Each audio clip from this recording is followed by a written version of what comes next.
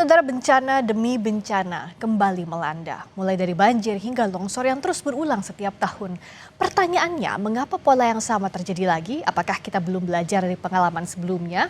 Di satu sisi, pembangunan dan pemanfaatan sumber daya alam terus berjalan. Namun di sisi lain, masyarakat harus menanggung risiko bencana yang semakin sering dan semakin besar dampaknya. Malam ini saudara, kita akan mengulasnya terkait apa saja yang harus dievaluasi agar bencana ini bisa diantisipasi dan bagaimana penanganannya hingga saat ini. Telah hadir bersama kami di studio Kompas TV Jonathan Victor Rembet, unsur pengarah BNPB, juga Dodi Rido Nurrahmat, Guru Besar Departemen Manajemen Hutan, Fakultas Kehutanan dan Lingkungan IPB.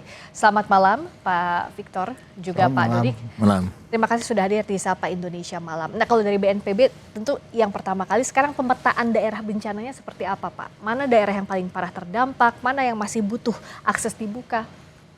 Ini untuk siklon tropis Sumatera ini ya.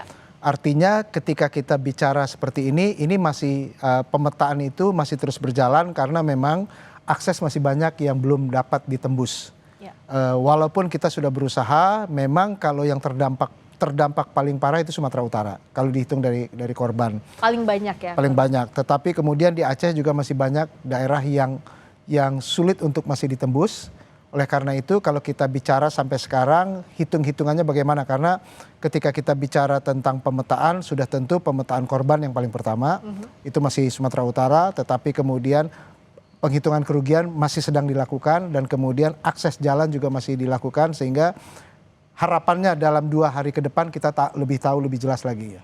Nah, dalam hari-hari ini sebenarnya bagaimana soal status kebencanaan dan penanganannya seperti apa agar masyarakat juga kan bisa tahu. Banyak yang mendorong ini ayo segera jadi bencana nasional karena dianggap dampaknya masif. Nah, sebenarnya seperti apa Pak? Ya, kembali saya sudah berbicara banyak tentang penetapan status bencana nasional, karena penetapan status bencana nasional itu adalah sebetulnya kita bicara tentang sumber daya. Ketika level pertama, level kabupaten kota sudah tidak mampu, mereka akan bicara dan dinaikkan ke level provinsi.